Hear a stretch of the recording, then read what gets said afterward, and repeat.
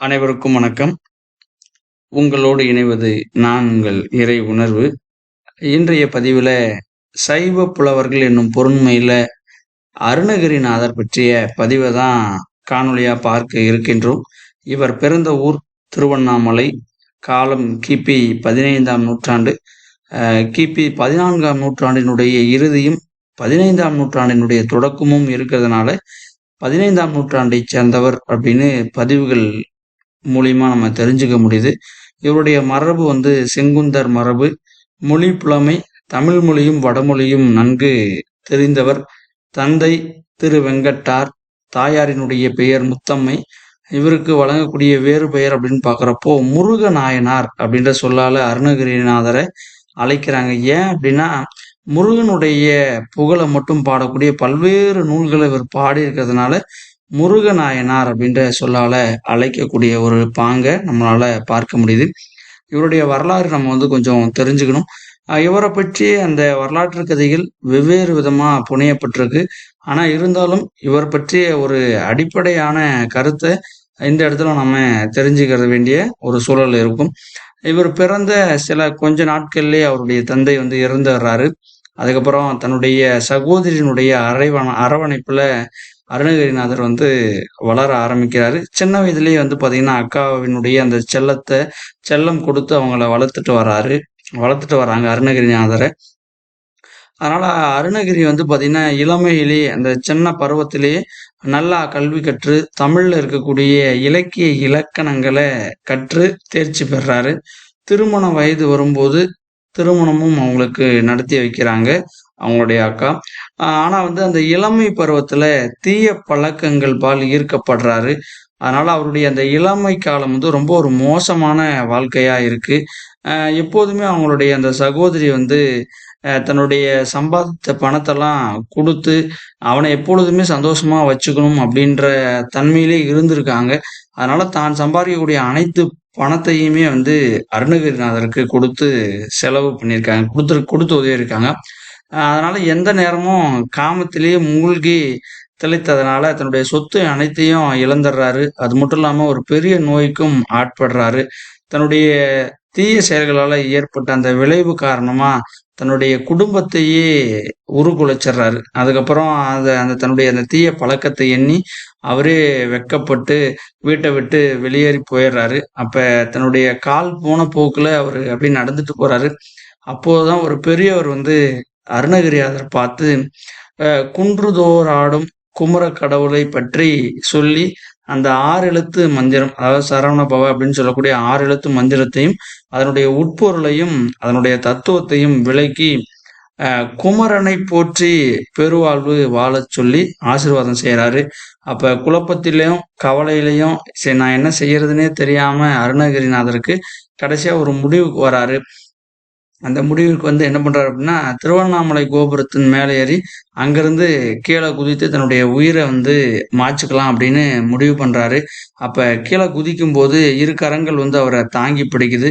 அருணகிரி நில் அப்படின்னு யாரோ பேசுற மாதிரி ஒரு சொல் கேட்குது. அப்ப அதனால திகைத்த அருணகிரி என்ன பண்றாருன்னா தம்மை காப்பாற்றுறது யாரு அப்படின்னு பார்க்கும்போது வடிவேலனுடைய உருவத்துல காட்டி அருள் செய்யறாரு. முருகன் பாத்தீங்கன்னா அருணகிரிநாதரை அருணகிரிநாதரே அப்படின்னு அழைத்து தன்னுடைய வேளால அவருடைய நாவல சரவணபவ அப்படின்ற அந்த 6 எழுத்து மந்திரத்தை பொறிச்சு யோக மார்க்கமும் மெய்ஞானமும் அவருக்கு கைவரும்படியாக அருள் செய்யறாரு. அப்ப சித்தம் கலங்கிய நிலையில இருந்த அந்த அருணகிரிநாதருடைய அந்த உள்ளம் தெளிவாகுது.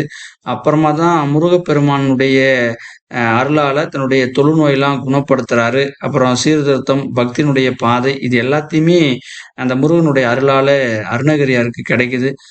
மனித குலத்தினுடைய நலனுக்காக பக்தி பாடல்களை உருவாக்கணும் அப்படின்ற அடிப்படையில தான் முத்தை தரு பத்தி திருநகை அப்படின்னு சொல்லக்கூடிய அந்த முதல் திருப்புகழினுடைய முதல் அடிய எடுத்து கொடுக்கறாரு. எடுத்து கொடுத்ததுக்கு அப்புறம் இறைவன் மறைஞ்சிடுறாரு. இதுதான் அருணகிரிநாதனுடைய ஒரு வாழ்க்கையில ஏற்பட்ட அந்த முருகனுடைய அந்த திருவிளையாடல் அப்படின்னு நம்ம சொல்லலாம். அப்ப அந்த ஒரு ஒரு அற்புதம் நிகழ்ந்ததுக்கு அப்புறம் தான் தன்னுடைய படைப்புகள்லாம் எழுத ஆரம்பிச்சிருக்காரு. அப்படி பார்த்தோம்னா கிட்டத்தட்ட ஒரு 9 நூல்கள் நம்ம முக்கியமா சொல்லலாம். கந்தர் அந்தாதி இது 102 பாடல்களை கொண்டது. கந்தர் அலங்காரம் இது 108 பாடல்கள். கந்தர் அனுபூதி 52 பாடல்கள். திருப்புகழ் மொத்தமா வந்து பாத்தீங்கன்னா 16,000 பாடல்கள் இருக்கு. ஆனா கிடைச்ச பாடல்கள் அப்படின்னு பாக்குறப்போ 1307 பாடல்கள் தான். திருவகுப்பு 25 பாடல்கள். சேவல் விருத்தம் 11 பாடல்கள். மயில் விருத்தம் 11 பாடல்கள். வேல் விருத்தம் 11 பாடல்கள். திருவெழுக்கூற்றிருக்கை அதுக்கான பாடல் எண்ணிக்கை மட்டும் கொஞ்சம் சரிவர கண்டுபிடிக்க முடியல. இந்த திருப்புகழ் அப்படிங்கிற நூல் வந்து எதுக்கு இணையானது அப்படின்னா தேவாரத்திற்கு இணையானது. கந்தர் அலங்காரம் எதுக்கு இணையானது அப்படின்னா திருவாசகத்திற்கு இணையானது. இங்க தவறுதலா இருக்கு. திருவாசகத்திற்கு இணையானது எது அப்படின்னா கந்தர் அலங்காரம். கந்தர் அனுபூதி வந்து திருமந்திரத்திற்கு இணையானது. இவருடைய அந்த பாடல் புலமை அதனுடைய திறம் அப்படின்னு பாக்குறப்போ அருணகிரிநாதர் வந்து தென்னிந்தியா முழுவதிலும் உள்ள கோயில்களுக்கெல்லாம் போய் 16,000 பாடல்களை இயற்றிருக்காரு. அவற்றில் 2,000 பாடல்கள் மட்டும்தான் இன்னைக்கு வந்து பாடப்பட்டு வருது. ஏன்னா பல பாடல்கள் வந்து என்னது நம்ம வந்து கிடைக்கல. அவருடைய பாடல்கள் பெரும்பாலும் என்ன பண்ணுது அப்படின்னா நல்லொழுக்கம், நீதி உள்ள வாழ்க்கை, அந்த நீதி அடிப்படையில் எப்படி வாழ்க்கையை வாழலாம் அதுக்கான வழிகாட்டியா விளங்குது. அது மட்டும் இல்லாம ஒரு புதிய வழிபாட்டு முறையான அந்த இசை மூலம் இறைவனை வழிபடக்கூடிய ஒரு பாங்க உலகிற்கு உணர்த்தும் விதமாகவும் பாடல்களை பாடியிருக்காரு. அதுதான் அவருடைய ஒரு தனித்திறமை அப்படின்னு நம்ம சொல்லலாம்.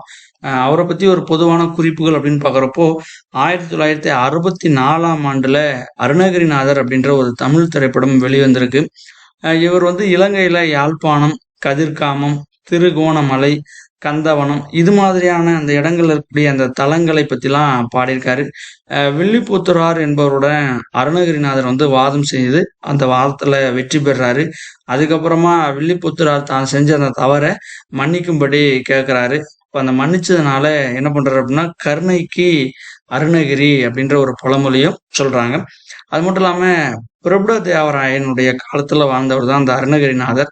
அதனால அந்த பிரபுட தேவராயனுக்காக முருக தரிசனத்தை காட்டியிருக்காரு. சிவனுக்கும் திருமாலுக்கும் நிகரானவன் முருகன் அப்படின்னு முதல்ல நிறுவியவர் யார் அப்படின்னா அருணகிரிநாதர் தான். இவருக்கு வந்து பாத்தீங்கன்னா வாக்கிற்கு அருணகிரி அப்படின்ற ஒரு பெயரும் இருக்கு. அப்படி சொன்னவர் யாருன்னா தாயுமானவர். அது மட்டும் இல்லாம கந்தர் அனுபூதி சொன்ன எந்தை அப்படின்னும் தாயுமானவர் தான் அருணகிரிநாதரை புகழ்ந்திருக்காரு. நாயன்மார்களுக்கு பிறகு ஊர் ஊராக சென்று பக்தி பாடல்களை பாடினதும் அருணகிரிநாதர் தான். இவருடைய அந்த திருப்புகழ் தான் ரொம்ப முக்கியமானது. அதலசேடன் அப்படின்னு தொடங்கக்கூடிய ஒரு சொல்ல வச்சுதான் அவர் என்ன பண்றாரு அந்த திருப்புகழை பாட ஆரம்பிக்கிறாரு. அதுல வந்து கந்தன் வந்து காட்சி அளிக்கக்கூடிய பாங்க வந்து பேசியிருக்காரு. அது மட்டும் இல்லாம இந்த திருப்புகழ் வந்து முடுகு ஓசையில பாடப்பட்டது. 108 சந்த வேறுபாடுகளை வைத்து திருப்புகழை பாடியிருக்காரு. தாளம் போடும் முறையில் எழுத்தையெல்லாம் எண்ணிக்கையில் வைத்து பாடுறதுனால இந்த நூலுக்கும் சரி இவருக்குமே சரி சந்த பெருங்கடல் லயக்களஞ்சியம் சந்த வேந்தர் அப்படின்ற பெருமை நூலுக்கும் உண்டு, நூல் ஆசிரியருக்கும் உண்டு. சலாம், சபாஸ், ராவுத்தன் அப்படின்னு சொல்லக்கூடிய அந்த இஸ்லாமிய அரபு சொற்களை நிறைய இடங்கள்ல பயன்படுத்தியிருக்காரு. வடமொழியினுடைய தாக்கம் ரொம்ப அதிகமாகவே இருந்திருக்கு. சித்திர சந்த பிரவாகம் அப்படின்னு சொல்லி இந்த திருப்புகழை துட்டிக்கலை சுப்பிரமணிய முனிவர் வந்து புகழ்ந்திருக்காரு. கொண்டலன சந்த தமிழ் மாறி பெய் கொற்றவன் அருணகிரி கோமான் அப்படின்னு சொல்லி வைத்தியநாத தேசிகர் திருப்புகழை புகழ்ந்திருக்காரு. இவர் வந்து இலக்கண விளக்கம் எழுதியிருப்பாரு வைத்தியநாத தேசிகர். இலக்கண கொத்து வந்து சுவாமிநாத தேசிகர். நம்ம அது மறந்துடக்கூடாது. வில்லிபுத்தூராரை வெல்ல பாடப்பட்டது எது அப்படின்னா கந்தர் அந்தாதி.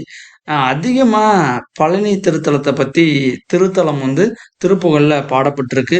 தேவாரத்திற்கு பிறகு பாடப்பட்ட பக்தி பாடல்கள்ல மிகவும் புகழ் பெற்றது எது அப்படின்னா இந்த திருப்புகழ் தான். அருணகிரிநாதர் பற்றிய ஒரு தொடர்பான நூல் அப்படின்னு பார்த்தோம்னா அருணகிரிநாதர் புராணம். இது யார் எழுதுனாங்கன்னா தண்டபாணி சுவாமிகள் எழுதியிருக்காங்க. இந்த தகவலோட அருணகிரியார் பற்றிய தகவலை நிறைவு செய்கிறேன். மீண்டும் அடுத்த காணொலியில அடுத்த நூலோடு சந்திப்போம். நன்றி.